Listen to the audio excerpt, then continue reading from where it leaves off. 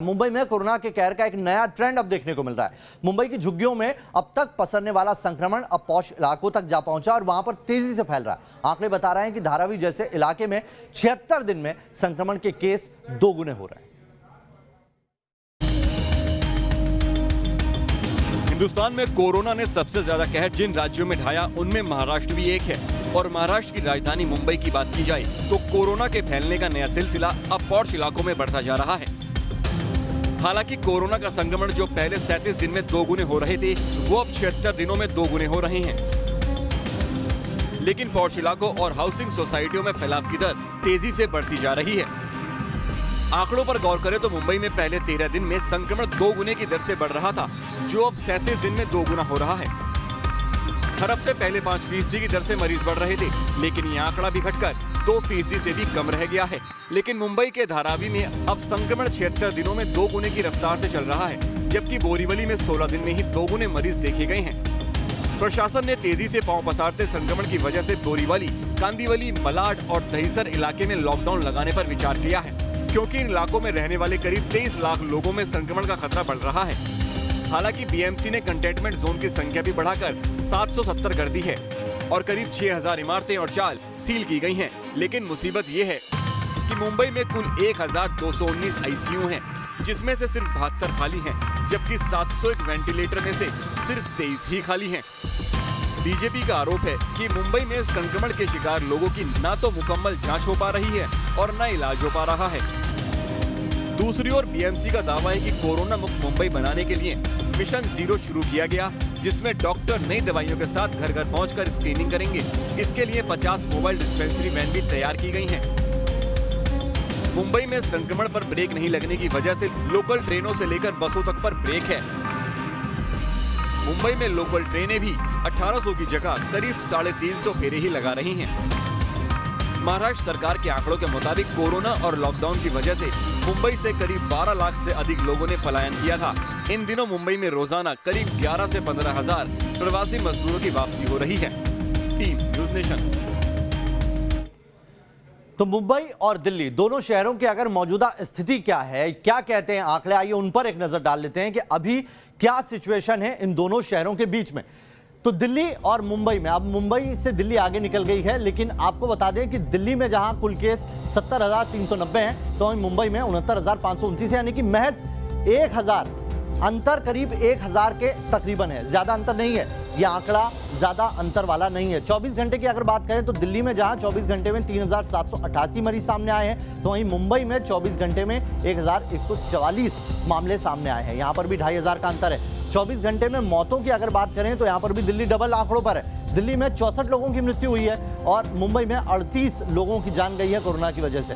अब तक मौत में अगर देखें तो मुंबई आगे दिखाई पड़ता है। दिल्ली में 2365 जो कोरोना मरीज हैं उनकी जान गई है और मुंबई में वो आंकड़ा जो है वो 3000 के पार है। अब तक ठीक हुए लोगों में भी दिल्ली ठीक दिखाई देती है। 41,437 लोग ऐसे हैं जो ठीक हुए हैं, तो वहीं मुंबई में 37,010 लोग जो हैं कोरोना से जंग जीतकर घर जा चुके हैं। वहीं जो कोरोना के रेट बढ़ रहे हैं उस पर अगर बात करें तो कोरोना कैसे बढ़ रहा है, तो दिल्ली में जो दोगुना होने की दर है वो 14 दिन के तकरीबन बताई जा रही है।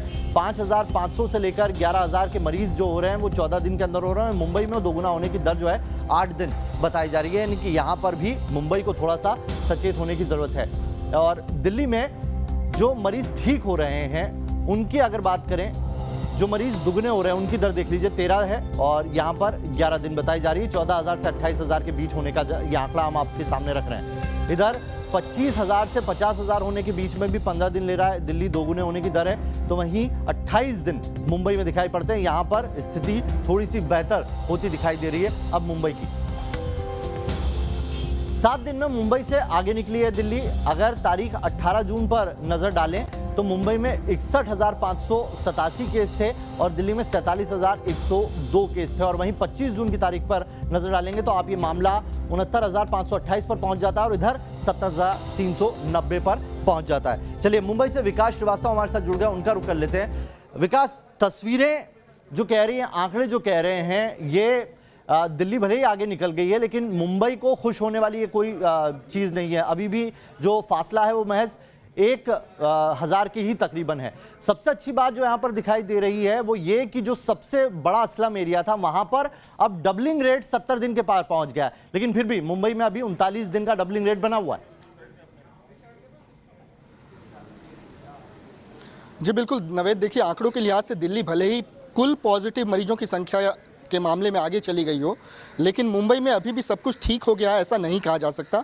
वो बात अलग है कि प्रशासन अपनी तरफ से कुछ नई कोशिशें ज़रूर कर रहा है ताकि ये जो आंकड़े हैं वो नियंत्रित किए जा सकें। हम आपको बता दें कि जो डबलिंग रेट था वो मुंबई में पहले से बेहतर हुआ है, और जिसके लिए सबसे ज़्यादा जिस पर काम किया गया है वो किया गया SOP पर। जिस तरीके से स्थितियाँ उपजी हैं बीते 2 हफ्ते में, उस तरीके से SOP जो है वो लगातार बदले गए हैं। मैं आपको बता दूँ कि पहले टेस्टिंग पर जोर दिया गया था, मुंबई में ही नहीं पूरे महाराष्ट्र में, लेकिन फिर SOP बदलकर अब ये तय किया गया है कि जिनमें लक्षण पाए जाएंगे महज टेस्टिंग उन्हीं की होगी।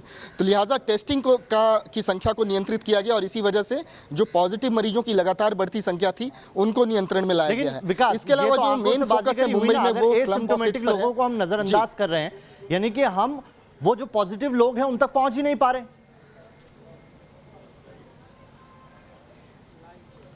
जी बिल्कुल, देखिए ऐसा नहीं है कि टेस्टिंग हो नहीं रही। अगर जिसमें नाम मात्र के भी लक्षण है या वो संपर्क में आया हुआ व्यक्ति है तो उसकी यहाँ पर टेस्टिंग ज़रूर होती है, लेकिन अब से 1 महीने पहले तक जो ट्रेंड था जिसमें लोग एहतियातन टेस्टिंग कराने के लिए आगे आ रहे थे, उनको अब रोक दिया गया। उन्हें कहा गया है कि अगर आप में लक्षण नहीं है, कोई सिम्टम्स नज़र नहीं आ रहे हैं तो आप टेस्टिंग मत कराइए। अगर आप किसी के संपर्क में रहें और संदेह है आपको कि आपको कोरोना हो सकता है तो बेहतर है कि आप खुद को होम क्वारंटीन कर लें और इंतज़ार करें खुद के स्वस्थ होने का, बेहतर न्यूट्रिशनल डाइट लें। तो इस किस्म से तैयारियां की गई हैं। इसके अलावा जो मैं दूसरी बात कह रहा था नवेद की, आंकड़ों को कम करने में जो सबसे बड़ी भूमिका रही है मुंबई में वो प्रशासन की स्लम पॉकेट्स को लेकर रही है। स्लम पॉकेट्स एक किस्म से कोरोना बम बन चुके थे। खासकर मैं बात करूं धारावी इलाके की, मानखुर्द, गोवंडी और शिवाजी नगर जैसे इलाकों की, तो ये डेंस पॉपुलेटेड इलाके थे, स्लम पॉकेट्स थे। यहाँ पर बहुत ज़्यादा काम किया गया है बीते कुछ दिनों में। हमें ये पता चला है कि टेस्टिंग जो है वो यहाँ पर हुई है, लेकिन अब आंकड़े जो हैं पिछले 2 हफ्ते की तुलना में कम आने लगे हैं। जी। बात करें परसों की और कल की तो 2 दिन में महज 26 पॉजिटिव मरीज जो हैं वो रिपोर्ट किए गए धारावी से। तो धारावी से दहशत कम हुई है थोड़ी सी, वहाँ पर कंट्रोल किया गया की गई है चीज़ों को, लेकिन ये हालात आज से 2 हफ्ते पहले तक नहीं थे। मुंबई में स्थिति बिल्कुल बेजार नजर आ रही थी। कई डरावनी तस्वीरें सरकारी अस्पतालों से आती थी जिसमें धारावी में लाशों इस तरीके से काबू पाया जा रहा है, तो धारावी मॉडल को भी अगर मुंबई में बाकी जगह इंप्लीमेंट किया जाएगा तो जो पॉश इलाके हैं वहां पर भी अगर बढ़ रहा है कोरोना, तो उससे कैसे मुंबई निजात पाए उस पर भी एक फोकस प्लान बनाने की जरूरत है। वैसे कभी कोरोना बम पर बैठी मुंबई में दिल्ली की तुलना में हालात बेहतर जरूर हैं, क्योंकि दिल्ली में कोरोना मरीजों का आंकड़ा अब मुंबई से ज्यादा हो गया है। मुंबई में जो कोरोना मरीजों की संख्या उनको नियंत्रित करने में प्रशासन ने क्या क्या कदम उठाए वही बता रहे हैं हमारे संवाददाता विकास की रिपोर्ट कुछ देर पहले की। आइए उस पर एक नजर डालते हैं। कोरोना संक्रमण के शुरुआती दिनों में मुंबई शहर की हालत बेहद खराब थी। लगातार बढ़ते मरीजों की संख्या की वजह से सरकारी यंत्रणा पर इतना दबाव पड़ा कि सारी की सारी व्यवस्थाएं धरी की धरी रह गईं। प्रशासन की हालत ऐसी जैसे आग लगने पर कुआं खोदने का काम किया जा रहा हो। ऐसे में सरकारी अस्पतालों से बेहद डरावनी तस्वीरें सामने आईं, जिनमें लाशों के बीच में मरीजों का इलाज किया गया और तो और एक ही बेड पर 2 मरीज तक लिटाए गए। ऐसे में बेड की जो कमी थी उसे भी महसूस किया गया, लेकिन धीरे धीरे जैसे जैसे समय बीता प्रशासन को यथास्थिति समझने में सफलता लगी और संसाधन बढ़ाए गए।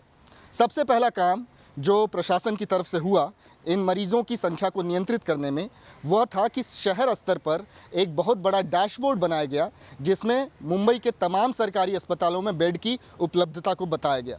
इसके अलावा बहुत ही बड़े पैमाने पर अस्पतालों का निर्माण किया गया, जिसमें असिम्टोमेटिक पेशेंट्स का इलाज किया गया। साथ ही साथ ऐसे लोग जिनको पहले से ही स्वास्थ्य संबंधी कोई समस्याएं थीं, उनके लिए तकनीकी का सहारा लिया गया। पल्स ऑक्सीमीटर की संख्या बढ़ाई गई, एक्सरे की संख्या बढ़ाई गई और उनकी मास लेवल पर स्क्रीनिंग होती रही। ये कदम इसलिए उठाए गए ताकि संख्या जो है मरीजों की वो नियंत्रण में आ सके, और धीरे धीरे प्रशासन की इस कोशिशों का नतीजा अब मुंबई शहर के सामने है।